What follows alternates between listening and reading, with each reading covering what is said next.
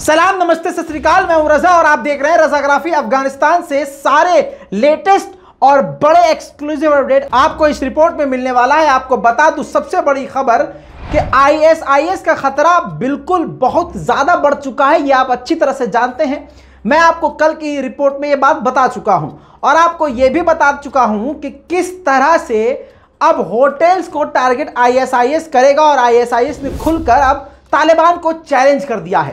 तालिबान और आईएस में जबरदस्त तरीके से इस वक्त भिड़ंत जारी है। ऐसे में आईएस पे शिकंजा और आईएस के लोगों की गिरफ्तारी तालिबान कर रहा है। दूसरी तरफ दाइश अपने मकसद में कई जगह कामयाब भी होता नजर आया है। शिया समुदाय की मस्जिद में खतरनाक धमाके के बाद, दिल को दहला देने वाले धमाके के बाद अब जबरदस्त कार बॉम्ब ब्लास्ट हुआ है अफगानिस्तान के अलबाब के डिस्ट्रिक्ट में। जी हां, अभी तक यह कंफर्म नहीं हुआ है कि कितने लोग मारे गए हैं और कितने लोग घायल हैं, लेकिन धमाका कामयाब था और कार के अंदर धमाका था। आसपास के लोगों के घरों को नुकसान पहुंचा है। आप देख सकते हैं कि काफी ज्यादा नुकसान पहुंचा है और हमारे खुद के सूत्रों के मुताबिक मरने वालों की तादाद हमें नहीं पता, लेकिन हमको यह पता चल चुका है कि लगभग 22 लोग बुरी तरह से घायल हैं।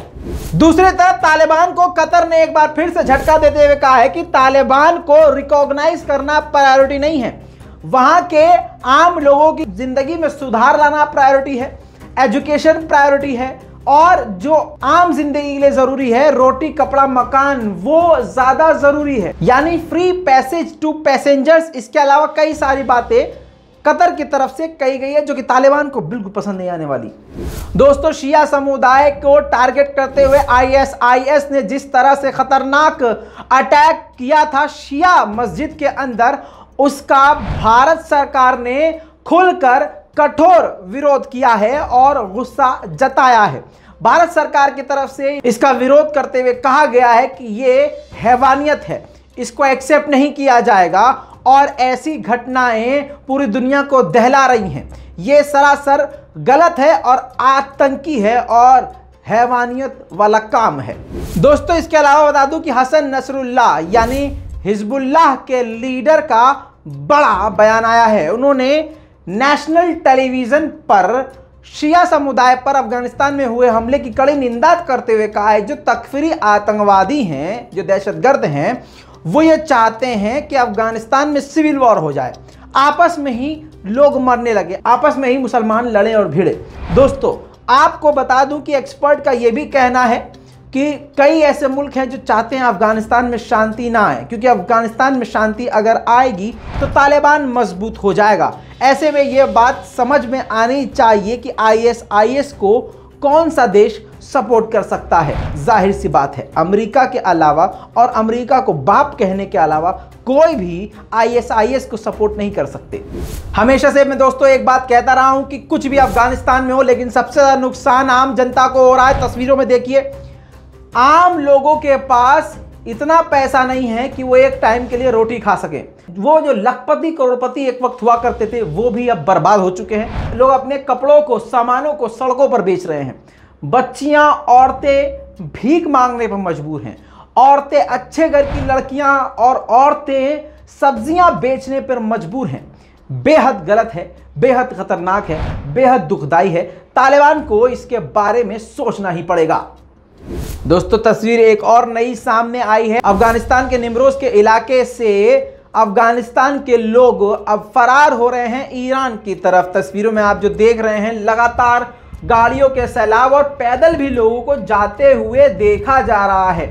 आपको बता दूं कि इसमें एम्प्लॉयज भी हैं जो पिछली सरकार के साथ काम करते थे, नौकरियां करते थे पिछली सरकार के लिए। ये लोग भी इस वक्त बुरी तरह से परेशान हैं तालिबान से और ईरान फरार हो रहे हैं। दोस्तों, पंजशीर के लड़ाकों ने रेस्क्यू किया है पंजशीर के आम नागरिकों को। ये तस्वीरें जो देख रही हैं, इसमें ये महिला ज़मीन पर लेटी हुई है, ये अपाहिज हैं और कुछ बच्चे हैं। बताया गया है कि तालिबान लगातार, और तालिबान के सीनियर लीडर ने इस बात को एक्सेप्ट भी किया है कि पंजशीर में कुछ तालिबानी ज़बरदस्ती बेगुनाह लोगों को कत्ल कर रहे हैं, मार रहे हैं। ऐसे ही तालिबानियों से पंजशीर के लड़ाकों ने इन लोगों को बचाया है। दोस्तों, हिंदू कुश पहाड़ी पर अफगानिस्तान में हिंदू कुश पहाड़ी पर तालिबान और पंजशीर के लड़ाकों के बीच झड़प हो रही है। देखिए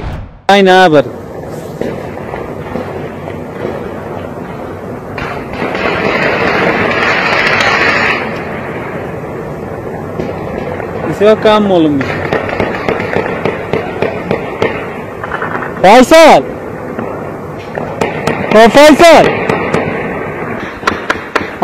दोस्तों, आपने देखा कि किस तरह से अफगानिस्तान के हालात बुरे हैं, आम जनता का बहुत बुरा हाल है। ऐसे में तुर्की के राष्ट्रपति रजब तैयब एर्दोगान ने आम लोगों की आवाज उठाई है और आम लोगों के लिए आवाज बुलंद करी है। तुर्की के राष्ट्रपति रजब तैयब एर्दोगान ने पूरी दुनिया को संबोधित करते हुए कहा है कि पूरी दुनिया को अफगानिस्तान को नहीं भुलाना चाहिए, अफगानिस्तान के लोगों के बारे में सोचना चाहिए, वहां जल्द से जल्द स्थिति नॉर्मल हो, यह सोचना चाहिए और कोशिश करना चाहिए कि अफगानिस्तान के लोगों की मदद की जा सके।